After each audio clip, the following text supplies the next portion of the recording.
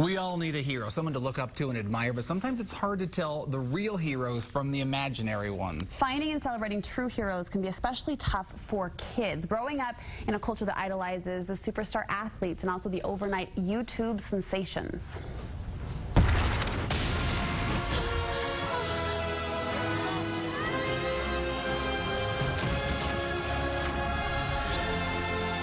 You okay?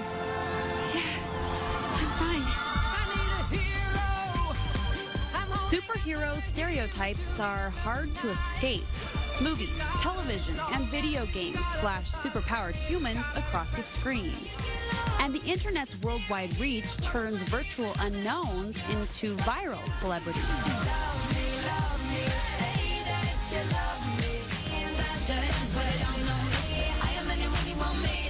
Pretty faces and perfect bodies plaster magazine covers, shining the spotlight on beauty and fame.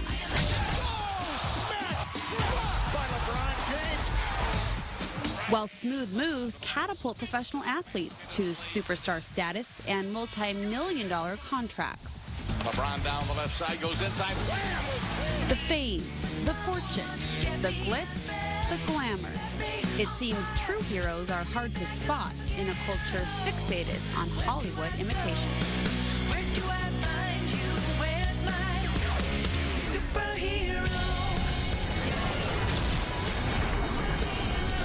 That was totally wicked!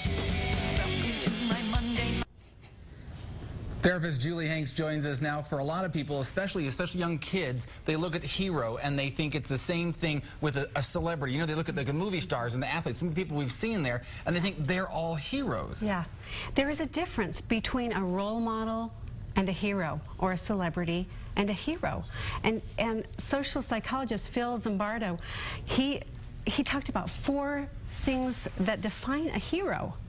And it's not what you think. It's not someone with special powers.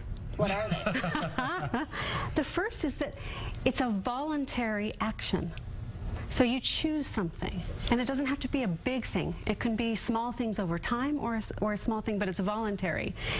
The second is it serves someone else, or it's for a greater moral cause.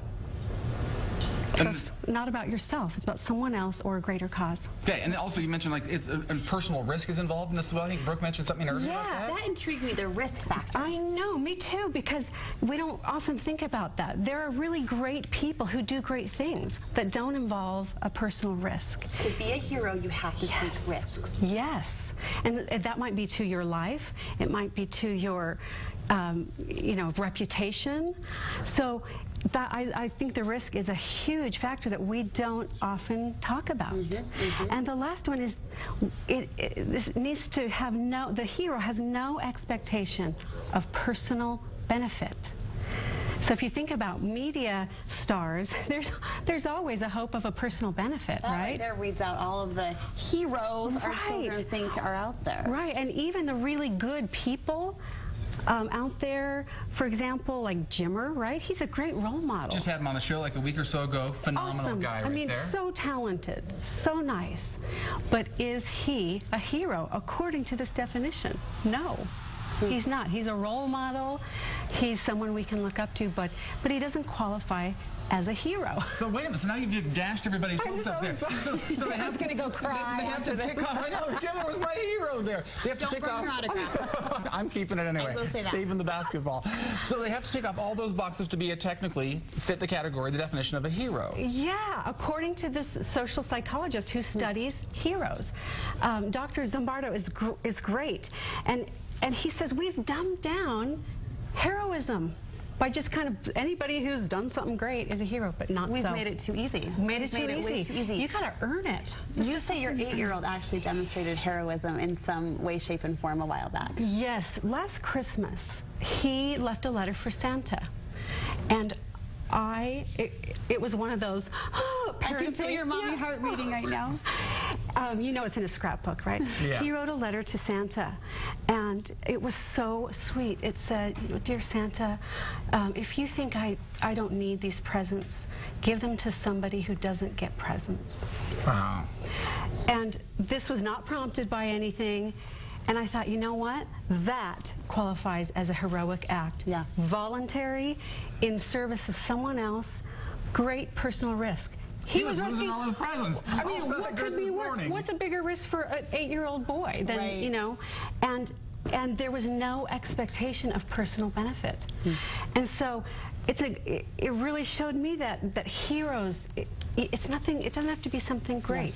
It can be a really small gesture. And I think that's so important to instill in our kids, that you can be a hero every day. Once you've identified for the kid what those heroes are and taught them who a true hero is, how do you teach them to watch for those heroes and find the heroes? You know, we can be more aware as parents and pointing them out in everyday life. And like for me and my son, I said, gosh, you're a hero to me. So you acknowledge it. You acknowledge it. What's so great is in the media there are true heroes.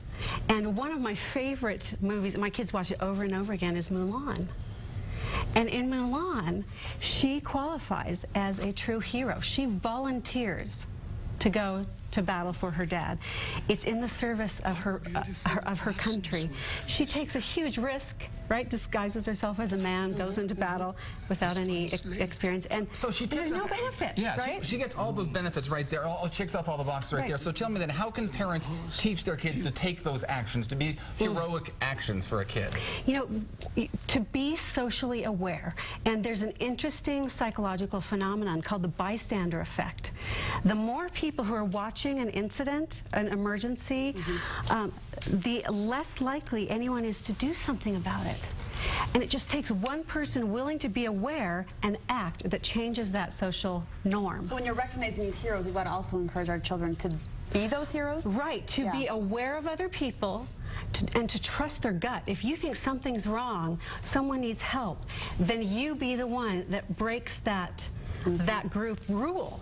Like, we're just going to wait and somebody will do something. You be that person. You take a stand. Take that risk. Yeah. Well, I know that Julie's written this great article on how to be a hero and how to teach your kids to become a hero, and recognize that. We posted all the information on our website, studio5.ksl.com.